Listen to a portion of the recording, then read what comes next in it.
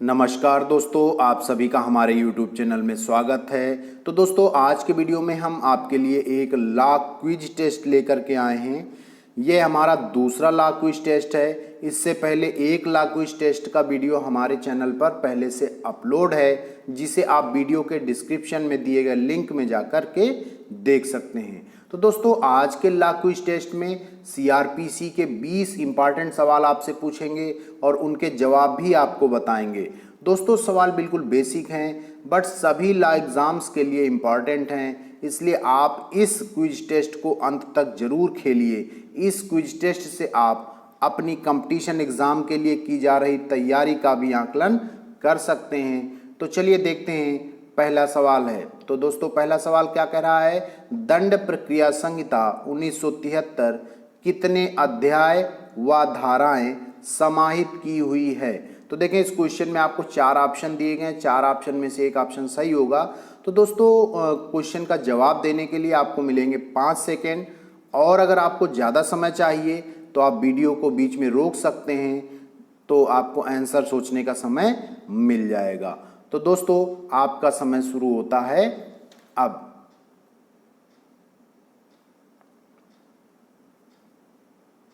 तो देखें, इसका ऑप्शन नंबर जो बी है, 37 अध्याय 484 धाराएं। जी हाँ, दंड प्रक्रिया संहिता 1973 में कुल 37 अध्याय हैं और 484 धाराएं हैं। तो दोस्तों, नेक्स्ट क्वेश्चन आपका क्या कह रहा है कि दंड प्रक्रिया संहिता 1973 की मुख्य विशेषता है। इसमें भी आपको 4 ऑप्शन दिए गए हैं, वैसे ही आपको इसमें भी 5 सेकेंड का समय मिलेगा। तो इसका आंसर विचार करें।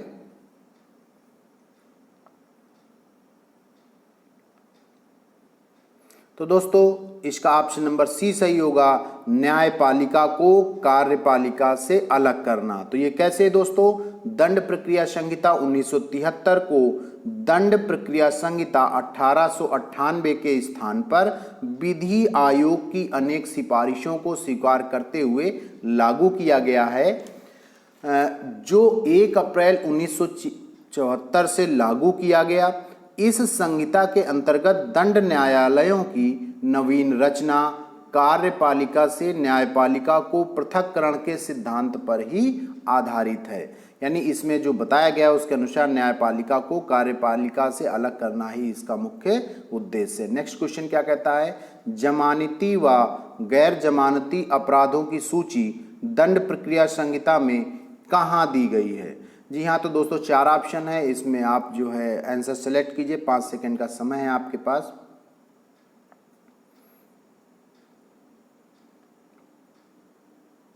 तो देखें, इसका आंसर ऑप्शन नंबर सी होगा, अनुसूची फर्स्ट। तो इसके बारे में आपको बताना चाहूँगा कि जमानती व गैर जमानती अपराधों की जो परिभाषा है संहिता की धारा 2 में दी गई है, तथा इन अपराधों की सूची अनुसूची फर्स्ट में ही दी गई है। जबकि जो अनुसूची सेकेंड है उसमें विभिन्न प्रारूप जैसे समन है, वारंट है, कुर्की इत्यादि के प्रारूप दिए गए हैं। तो दोस्तों, इसका ऑप्शन नंबर सी सही होगा, अनुसूची फर्स्ट। नेक्स्ट क्वेश्चन क्या कहता है? दंड प्रक्रिया संहिता के अंतर्गत जांच की जाती है, तो किसके द्वारा जांच की जाती? 4 ऑप्शन है, आप डिसाइड करें।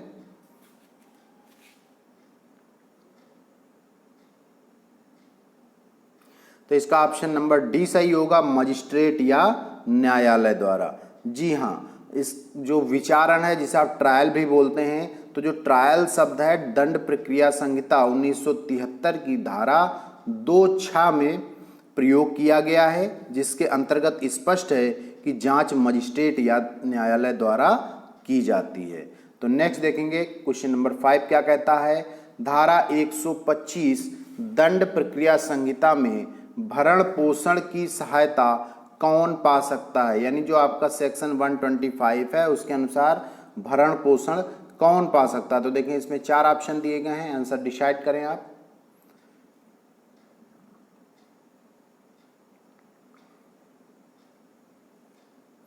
तो दोस्तों, इसका ऑप्शन नंबर बी सही होगा, अवयस्क अधर्मज संतान। तो इसके बारे में मैं आपको थोड़ा कुछ बताना चाहूँगा दोस्तों कि दंड प्रक्रिया संहिता 1973 की धारा 125 के अंतर्गत भरण पोषण की सहायता पाने के अधिकारी कौन कौन लोग होते हैं? तो सबसे पहली चीज है कि ऐसी पत्नी जो भरण पोषण में असमर्थ हो। दूसरा, धर्मज या अधर्मज संतान विवाहित हो या ना हो जो अपना भरण पोषण करने में असमर्थ है। कोई भी आपकी संतान है, अगर वो भरण पोषण में असमर्थ है तो उसको भी आपको उपलब्ध कराना पड़ेगा।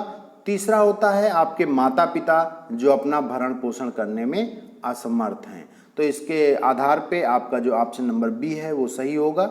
नेक्स्ट देखेंगे क्वेश्चन नंबर 6 क्या कहता है, दंड प्रक्रिया संहिता की धारा 125(4) के अंतर्गत निम्न में से कौन भरण पोषण नहीं मांग सकता है। तो यहाँ क्वेश्चन में कहा जा रहा है कि भरण पोषण की डिमांड कौन नहीं कर सकता। तो 4 ऑप्शन दिए गए हैं, इसमें आप डिसाइड करें।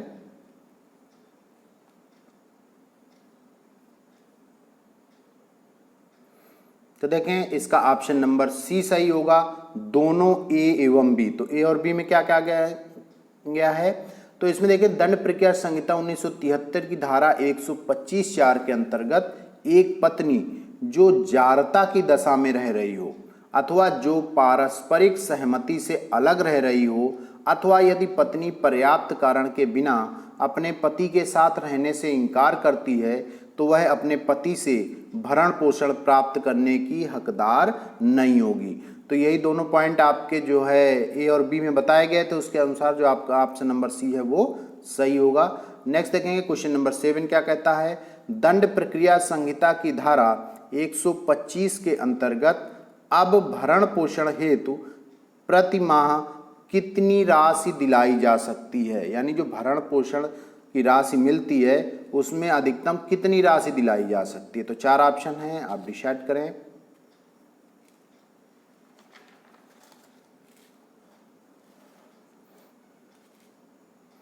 तो दोस्तों इसका ऑप्शन नंबर डी सही होगा। तो ऑप्शन नंबर डी क्या कह रहा है, परिस्थितियों के अनुसार मजिस्ट्रेट जैसा उचित समझे। जी हाँ, दंड प्रक्रिया संहिता 1973 की धारा 125 के अनुसार भरण पोषण हेतु प्रति माह उतनी राशि दिलाई जा सकती है जितनी मामले की परिस्थितियों के अनुसार मजिस्ट्रेट उचित समझे।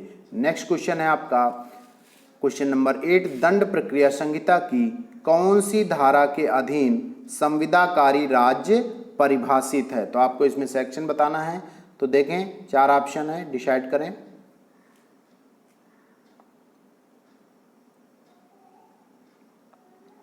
तो देखें इसका ऑप्शन नंबर बी सही होगा, धारा 105(a). नेक्स्ट देखें क्वेश्चन नंबर 9 क्या कहता है, दंड प्रक्रिया संहिता की किस धारा के अंतर्गत फरार व्यक्ति की संपत्ति की कुर्की का आदेश उद्घोषणा जारी किए जाने के पश्चात किसी भी समय दिया जा सकता है। तो इसके बारे में किस सेक्शन में बताया गया है। 4 ऑप्शन है, आप डिसाइड करें।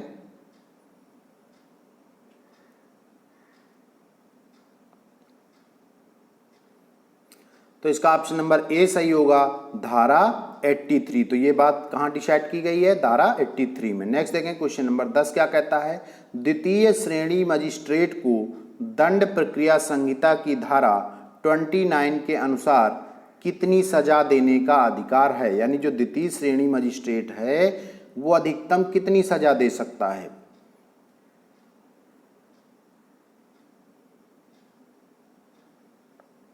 तो देखें इसका ऑप्शन नंबर ए सही होगा, 1 वर्ष। जी हाँ, दंड प्रक्रिया संहिता 1973 की धारा 29(3) के अनुसार द्वितीय वर्ग मजिस्ट्रेट 1 वर्ष से अनधिक कारावास और 5,000 रुपए से अनधिक जुर्माना या दोनों का दंडादेश पारित कर सकता है।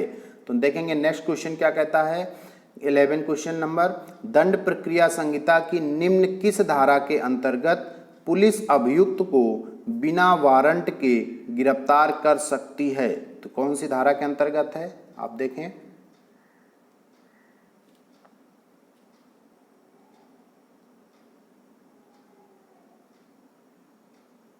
तो देखें इसका ऑप्शन नंबर डी सही होगा, धारा 41। जी हाँ, दंड प्रक्रिया संहिता 1973 की धारा 41 में निर्धारित परिस्थितियों में पुलिस अधिकारी किसी व्यक्ति को मजिस्ट्रेट के आदेश के बिना और बिना वारंट के गिरफ्तार कर सकता है। तो देखें नेक्स्ट क्वेश्चन नंबर 12 क्या कह रहा है, अन्वेषण का उद्देश्य है।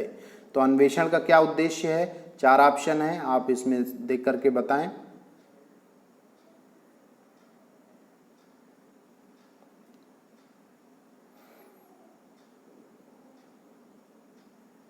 तो इसका ऑप्शन नंबर सी सही होगा, अभियुक्त के विरुद्ध साक्ष्य एकत्र करना। जी हाँ, अभियुक्त के विरुद्ध जो है दंड प्रक्रिया संहिता 1973 की धारा 2 के खंड जा में बताया गया है कि अन्वेषण की जो कार्यवाही है साक्ष्य एकत्रित करने के लिए की जाती है।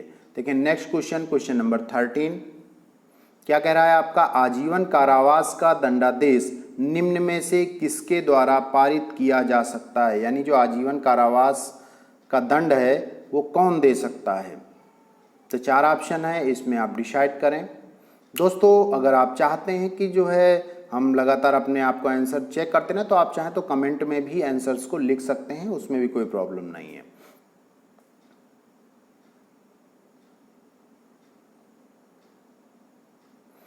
तो दोस्तों इसका ऑप्शन नंबर बी सही होगा, सत्र न्यायाधीश। जी हाँ, दंड प्रक्रिया संहिता 1973 की धारा 28 की उपधारा 2 के अनुसार सत्र या अपर सत्र न्यायाधीश विधि द्वारा प्राधिकृत कोई भी दंडादेश दे सकता है, किंतु उनके द्वारा दिए गए मृत्यु दंड की पुष्टि उच्च न्यायालय द्वारा आवश्यक है। नेक्स्ट क्वेश्चन देखेंगे, क्वेश्चन नंबर 14 वो क्या कह रहा है, दंड प्रक्रिया संहिता की किस धारा के अधीन गिरफ्तार व्यक्ति का गिरफ्तारी के तुरंत बाद सरकारी स्वास्थ्य अधिकारी द्वारा परीक्षण किया जाता है।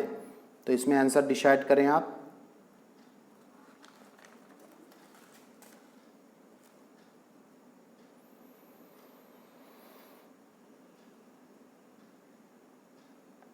तो इसका ऑप्शन नंबर सी सही होगा, धारा 54। जी हाँ, दंड प्रक्रिया संहिता 1973 की धारा 54 के अधीन गिरफ्तार व्यक्ति की गिरफ्तारी के तुरंत बाद सरकारी स्वास्थ्य अधिकारी द्वारा परीक्षण किया जाता है। तो देखिए नेक्स्ट क्वेश्चन क्या कहता है, क्वेश्चन नंबर 15 है आपका, दिल्ली निवासी ए बी के विरुद्ध कोलकाता में मानहानिकारक कथन प्रकाशित करता है। बी ए के विरुद्ध वाद ला सकता है। यानी ए जो है कहाँ का निवासी है, दिल्ली का निवासी है, और कोलकाता में मानहानि का कथन जो है प्रकाशित कराता है। तो अब जो बी है ए के विरुद्ध वाद ला सकता है। बी ए के विरुद्ध कहाँ पे केस कर सकता है, कहाँ वाद ला सकता है। 4 ऑप्शन देखें।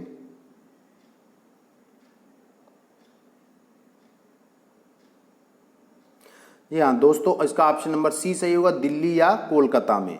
क्योंकि ये जो वाद लाने का नियम है इसमें ऐसा होता है कि या तो जहाँ घटना कारित हुई हो या व्यक्ति जहाँ का निवासी हो, इन 2 स्थानों पे ही पॉसिबल है वाद लाने का। तो वहाँ उनमें से किसी भी स्थान पे वाद लाया जा सकता है। तो ऑप्शन नंबर सी सही होगा, दिल्ली या कोलकाता में।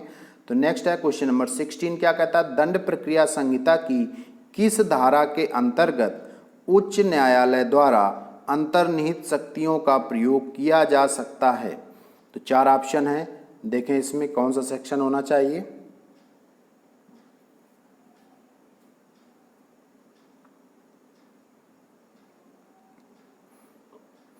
तो इसका ऑप्शन नंबर ए सही होगा, धारा 482। जी हाँ, दंड प्रक्रिया संहिता 1973 की धारा 482 में उच्च न्यायालय द्वारा अंतर्निहित शक्तियों के प्रयोग का प्रावधान है। ठीक है, तो नेक्स्ट देखेंगे क्वेश्चन नंबर 17 क्या कहता है, दंड प्रक्रिया संहिता 1973 की निम्न धाराओं में से किस धारा में कहा गया है कि कोई भी न्यायाधीश या मजिस्ट्रेट ऐसे मामले का जिसमें वह स्वयं हितबद्ध है विचारण नहीं करेगा।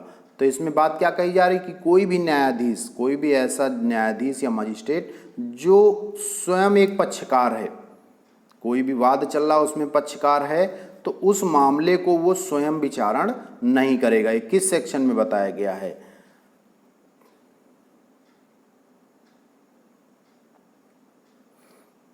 तो देखें इसका ऑप्शन नंबर सी सही होगा, धारा 479 में। तो धारा 479 में बात कही गई है। नेक्स्ट देखेंगे क्वेश्चन नंबर 18 क्या कहता है, मानहानि के अपराध संज्ञान हेतु धारा 468 दंड प्रक्रिया संहिता में समय सीमा क्या है।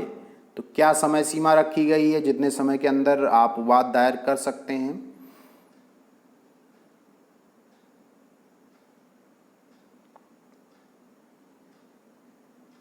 तो इसका ऑप्शन नंबर सी सही होगा, 3 वर्ष। तो 3 वर्ष का समय दिया गया है, उसके अंदर आप वाद ला सकते हैं। नेक्स्ट देखेंगे क्वेश्चन नंबर 19 क्या कहता है, अग्रिम जमानत मंजूर करने का क्षेत्राधिकार निहित है। तो अग्रिम जमानत मंजूर करने का क्षेत्राधिकार किसको निहित है? तो देखें इसमें कौन सा ऑप्शन सही होगा।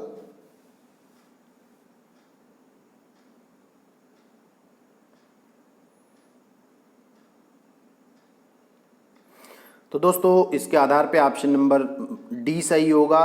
तो ऑप्शन नंबर डी क्या कह रहा है, बी तथा सी दोनों।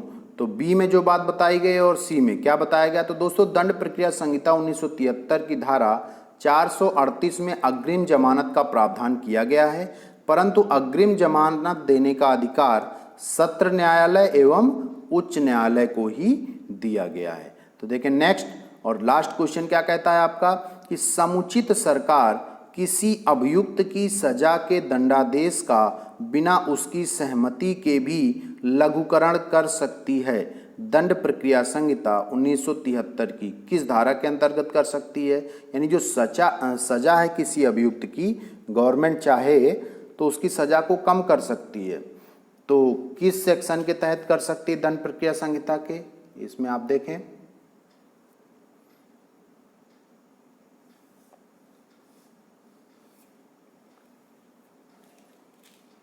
तो देखें दोस्तों इसका ऑप्शन नंबर बी सही होगा, धारा 433 में। यानी धारा 433 में आपको बताया गया है कि कैसे डिसाइड कर सकते हैं।